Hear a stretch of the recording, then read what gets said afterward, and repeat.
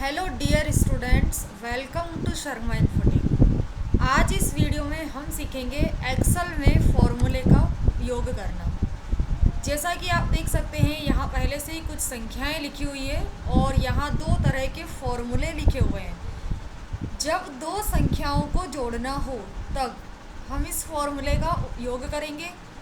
जब दो या दो से अधिक संख्याओं को जोड़ना हो तब इस फॉर्मूले का उपयोग करेंगे। हम एक एक करके दोनों का उपयोग करना सीख लेते हैं कि कैसे इनको हम अपने एक्सेल शीट के अंदर इंसर्ट कर सकते हैं।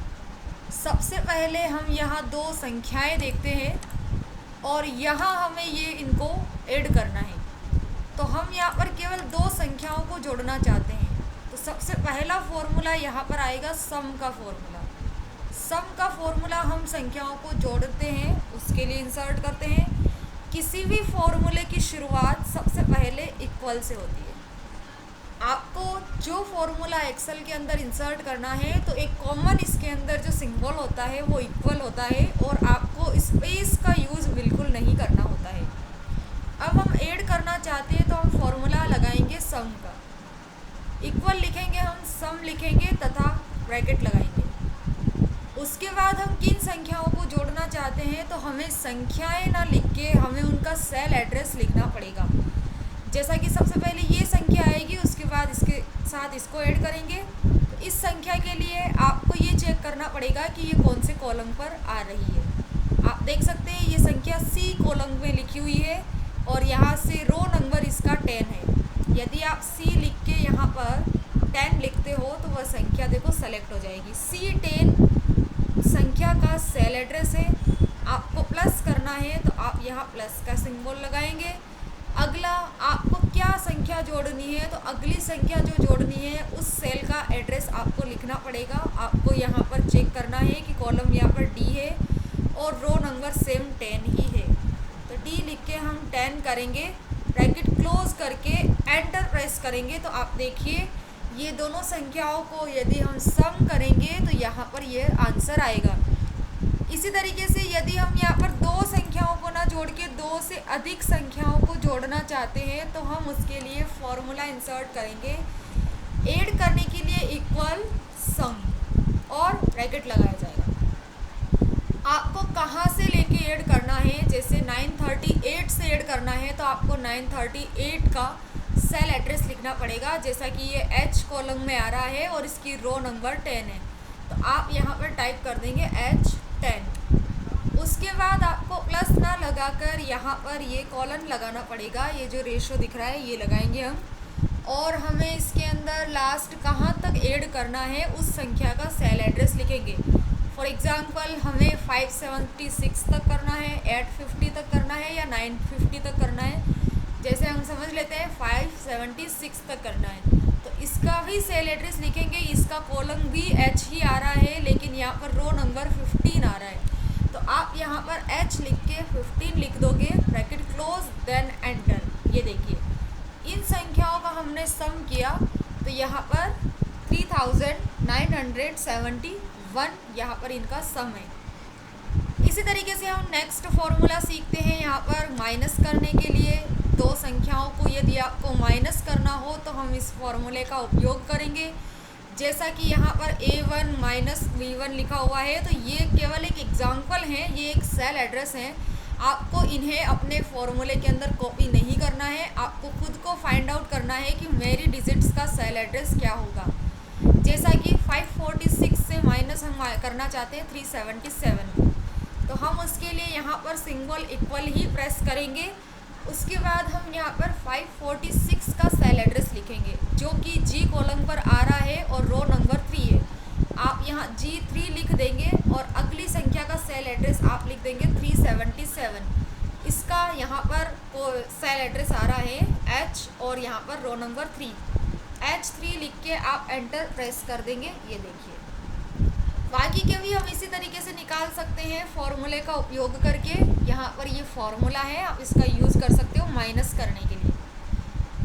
ठीक है फ्रेंड्स, अब हम नेक्स्ट सीखते हैं। किसी भी डिजिट्स को वैल्यूज़ आपको दे रखी है और आपको उनको इनटू करना हो, मल्टीप्लाई करना हो तो आप यहाँ पर उनको मल्टीप्लाई कर सकते हैं। फॉर एग्जांपल मैंने यहाँ टाइप करा है 89 को इंटू करना है 76 से, तो हम यहाँ पर इक्वल लिखेंगे और किससे इंटू करना है और किसको इंटू करना है, 89 को करना है। तो 89 का सेल एड्रेस पता करेंगे जी और यहाँ पर 3 लिखेंगे, जी लिख के हम 3 करेंगे और फिर हम इंटू के लिए यहाँ पर इंटू सिंबल प्रेस करेंगे और अगला हमें किससे इंटू करना है 76 से, तो हम इसका भी सेल एड्रेस यहाँ टाइप करेंगे H और 3 और आप एंटर करेंगे तो ये देख सकते हैं आप कि यहाँ पर संख्याओं को गुणा करने के बाद यह आंसर दिखाई दे रहा है। ठीक है, नेक्स्ट हम सीखते हैं काउंट का फॉर्मूला। काउंट करना यानी यदि आपके पास सेल हैं काफ़ी सारे, वैसे तो आपको बहुत सारे सेल्स दे रखे हैं, लेकिन यदि आपने जैसे किसी तरह की वैल्यूज़ लिखी हुई है सेल के अंदर और आप चाहते हैं कि आपको उन्हें काउंट करना है कि कितने सेल के अंदर लिखी हुई है, तो आप उसके लिए फॉर्मूला इंसर्ट करेंगे बराबर काउंट ब्रैकेट। आपको स्पेलिंग सही टाइप करनी होगी, यदि आप स्पेलिंग सही टाइप करेंगे तो ही फॉर्मूला वर्क करेगा। तो हमने सबसे पहले इक्वल इंसर्ट किया है। नेक्स्ट हमने अगर इन सेल्स की काउंटिंग करनी है तो आप काउंट का फॉर्मूला इंसर्ट करेंगे, ब्रैकेट लगाएंगे, कहाँ से लेके कहाँ तक आपको काउंट करना है, आपको ओनली सेल एड्रेस टाइप करना है। जैसे 89 से स्टार्ट करना है, 89 का सेल एड्रेस हो जाएगा, जी कॉलम आ रहा है, रो नंबर 3 आ रही है, जी लिख के 3 टाइप करेंगे। आपको उसी तरीके से कॉलन लगाना पड़ेगा यहाँ पर और फिर आपको कहाँ तक ऐड करना है, 8 तक करना है, तो 8 का सेल एड्रेस जी ही होगा, लेकिन यहाँ से रो नंबर 9 है तो जी 9 लिखेंगे, ब्रैकेट क्लोज करेंगे, देन एंटर प्रेस। ये देखिए 7 यहाँ पर सेल्स की काउंटिंग को बता रहा है। ये सभी काउंट अगर इनको करेंगे तो ये टोटल 7 होंगे। ठीक है, ये फॉर्मूला टाइप कर रखा है यहाँ पर। नेक्स्ट हम सीखते हैं कि डिजिट्स या वैल्यूज़ जो हमें दे रखी है, हमें उनका एवरेज कैलकुलेट करना। किसी भी तरह की यदि आपको संख्याएं दे रखी होती है और आपको उनका एवरेज निकालना हो तो आप सबसे पहले इक्वल प्रेस करेंगे और यहाँ पर एवरेज टाइप करेंगे और ब्रैकेट लगाएंगे। अब आपको यहाँ पर नंबर्स का सेल एड्रेस लिखना है। जैसे इसका सेल एड्रेस आपको यहाँ पर वही जी और यहाँ पर 3 लिख देंगे।